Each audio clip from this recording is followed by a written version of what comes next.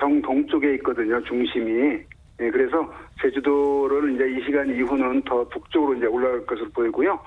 중심 부근 기압이 945 헥토파스칼로 아직도 그 강한 그런 그 세력을 유지하고 있습니다.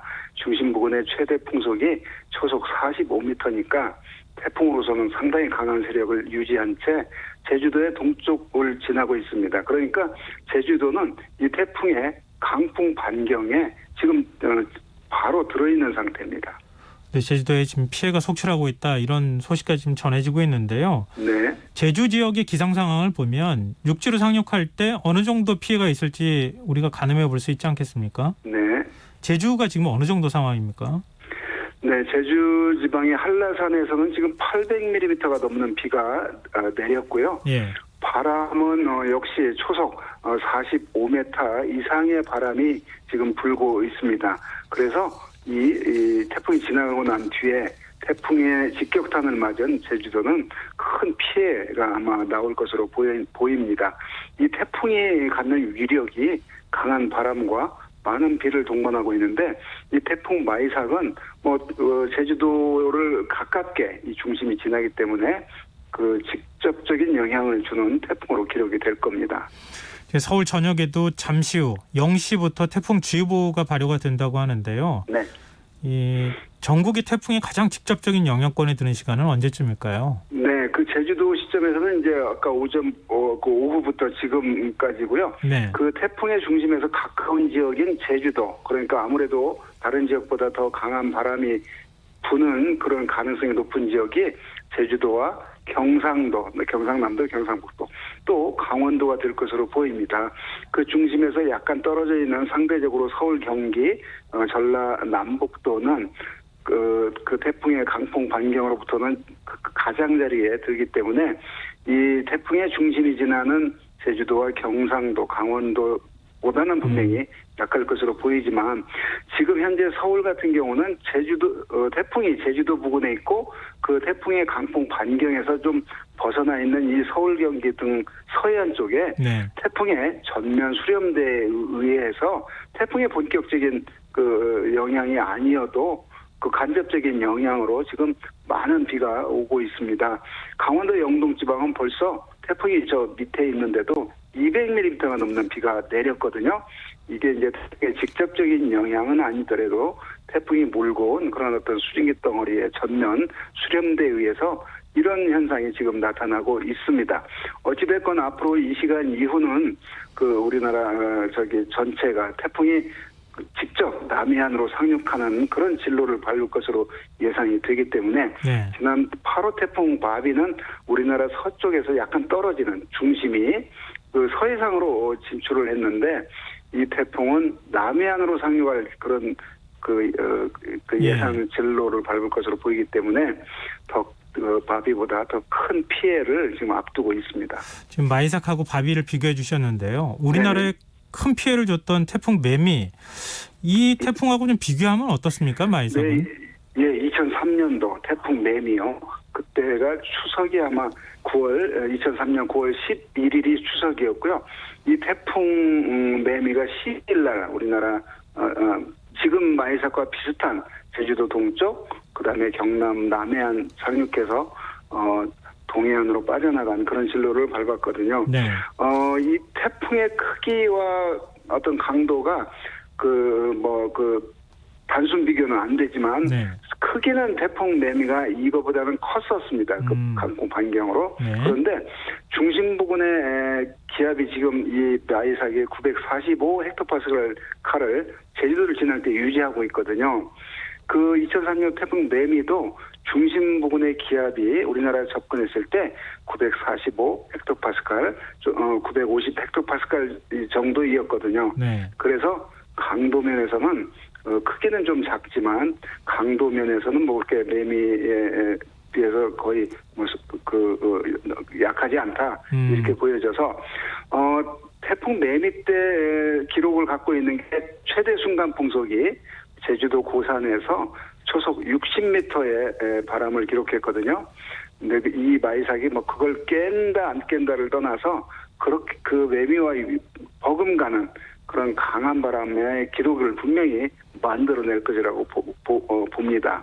또 하나 이 태풍 마이삭 우려되는 게 강한 바람과 많은 비인데 네. 태풍 매미 때도 그랬는데 해일입니다. 해일. 네. 지금 백중살이 기간이거든요. 남해안의 달과 지구와의 사이 관계에 의해서 저절로 바닷물의 높이가 높아지는 그런 기간입니다. 대고조 기간이라고 하는데 이때 강력한 기압이 낮은 저기압이 태풍이 접근하니까 고기압이 접근하면 바닷물을 눌러줘서 바닷물이 높아지지 않는데 저기압이 오니까 기압이 낮으니까 바닷물이 쑥 올라오거든요. 거기에다가 아까 말한 그 백중사리의 그 어떤 상승 효과, 태풍에 의해서 상승 효과, 여기에 초속 40m 이상의 강풍이 불면 이 바닷물이 방파제로 타고 넘어가는 그런 폭풍 해일이 우려가 되거든요. 남해안 저지대 침수 피해도 우려가 됩니다. 네. 바람도 바람이고 많은 비도 비고 해일 피해도 우려가 되는 그런 상황입니다. 해안가 저지대의 경우에는 정말 조심해야 된다. 지금 네, 벌써부터 대피하라는 대피 명령이 내려지기도 했다. 이런 소식도 지금 들어오고 있는 상황인데요. 네. 지금 내륙 지역 같은 경우에는 지금 네. 제주 산지는 800mm가 넘는 비가 내렸다고 해요. 얼마 시간도 그렇게 긴 기간도 아닌데 이 지금 그 비 피해가 상당할 것으로 보이지 않나요? 네, 그렇습니다. 뭐 태풍을 비태풍, 바람 태풍을 나누는 게 좀 의미는 저는 없다고 보는데 그 지난번 그 마비 같은 경우는 바람이 상당히 강하고 비는 좀 그렇게 많이 안 내렸지 않습니까? 네. 태풍치고는. 그런데 지금 한라산에 벌써 800mm가 넘는 비가 내렸고 강원도 영동 지방에 200mm가 넘는 비가 이 태풍 접근하면서 내렸거든요. 네. 태풍으로 비가 가장 많이 온 태풍은 제 기억으로 기록상으로 2002년도 그 매미 2003년보다 1년 전에 태풍 루사라는 태풍이 있었습니다. 네. 이 태풍은 지금 마이삭과 똑같지는 않지만 이거보다는 더 서쪽이었어요. 전남 남해안을 상륙해서 쭉 충청도로에서 강원도로 빠진 태풍이었는데 거의 마이삭과는 좀 서쪽으로 치우쳤지만 거의 이런 그 우리나라 상륙해서 동해안으로 나가는 이런 형태인데 그때 강릉에 하루에 870.5mm의 비가 내렸습니다. 1년에 한 200~300mm가 내릴 비인데 하루에 870.5mm가 태풍 루사 때 기록됐거든요. 이번 마이삭도 지금 400mm 이상 온다고 예보가 되어 있는데 이 400mm 이상 되는 예상 강수량이 500mm가 될 수도 있고 600mm가 될 수도 있는 그런 상황이거든요. 네. 그래서 태풍 루사 때보다 810.5mm를 또 기록을 깨지는 않을 거라고 저는 보는데 오늘 마이삭으로 인한 북상과 더불어 우리나라 경상도 동해안과 강원도 동해안에는 특히 다른 지역보다도 더 많은 그런 비가 옵니다. 왜냐하면 반시계 방향의 태풍의 회전에 의해서 동해바다에 차고 습한 공기들이 백두대간 우리 내륙에 와서 이제 부딪히기 때문에 그런 지형적 효과가 더해져서 한라산에 800mm 이상 비가 내리듯이 우리나라 동해안 쪽에 800mm 넘지는 않겠지만 400mm 이상의 많은 비가 올 수 있는 오늘 밤이고요. 바람은 역시 세력을 지금 상당히 강하게 유지하고 남해상으로 접근하고 있기 때문에 해안 지방에 바람 피해도 우려가 됩니다. 네, 본부장님, 지금 10호 태풍 발생한다는 얘기도 나오는데 하이선요. 네네. 언제쯤 우리 한반도에 영향을 미치겠습니까? 네, 1일 날 어제 밤에 생겼거든요. 네. 그래서 아직은 이제 하루밖에 안 지났는데 6일 날 오후 일본 남쪽 섬 있죠, 규슈라는 섬. 예.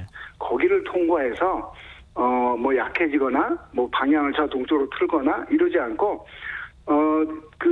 섬을 통과하면 지면 마찰 효과가 더해져서 상당히 힘은 많이 잃게 했지만 그럼에도 불구하고 일본을 관통해서 우리나라 또 남해안으로 진출하는 그런 진로가 예상이 되는데 그때 시점은 6일 밤과 7일 새벽이 우리나라의 10호 태풍 하이선이 영향을 미친다면 미칠 수 있는 그런 기간으로 지금 예상을 하고 있습니다. 네, 알겠습니다. 오늘 말씀 여기까지 듣겠습니다. 고맙습니다.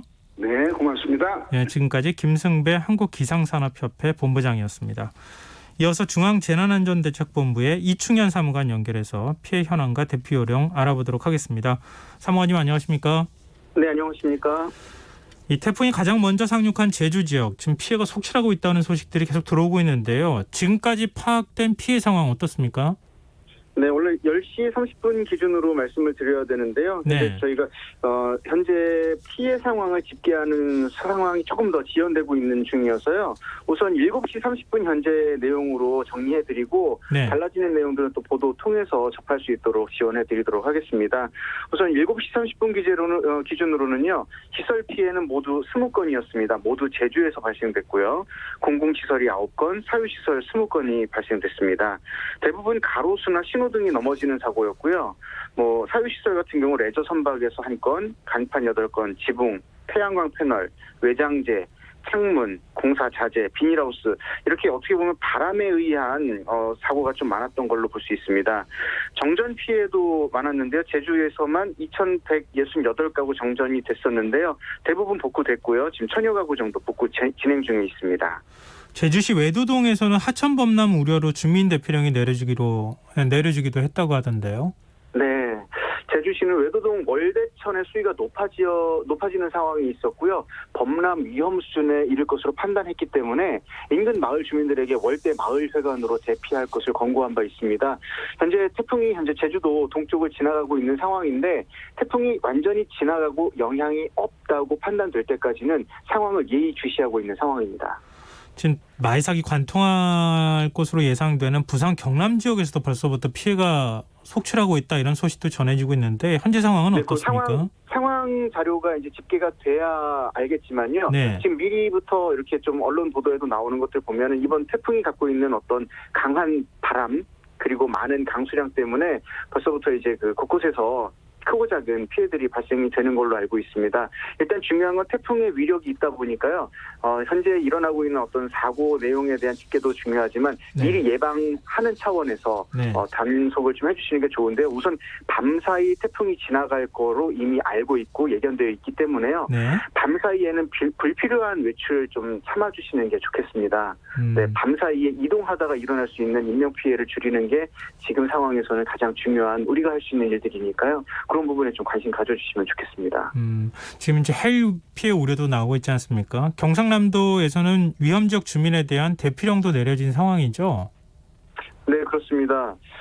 지금 경상남도 같은 경우는요, 태풍 피해를 막기 위한 1,229가구, 또 2,600여 명에게 사전 대피령을 내린 바가 있고요. 또 태풍 마이삭이 이동 길목에 있는 강원도 양양 지역 같은 경우도요, 시간당 강수량이 120mm 넘어서면서 저지대에 있는 주민들부터 우선 대피 명령을 내린 바 있습니다. 지금 구체적으로 대피령 내려진 지역도 파악이 되고 있습니까? 네, 가능합니다. 예. 전라북도 정읍시는 지금 산림인접지 방문 자제 그리고 산사태 취약지역 주민 방문객에 대한 사전 대피 명령을 오후 10시 기준으로 긴급 재난 문자로 안내를 했고요. 네.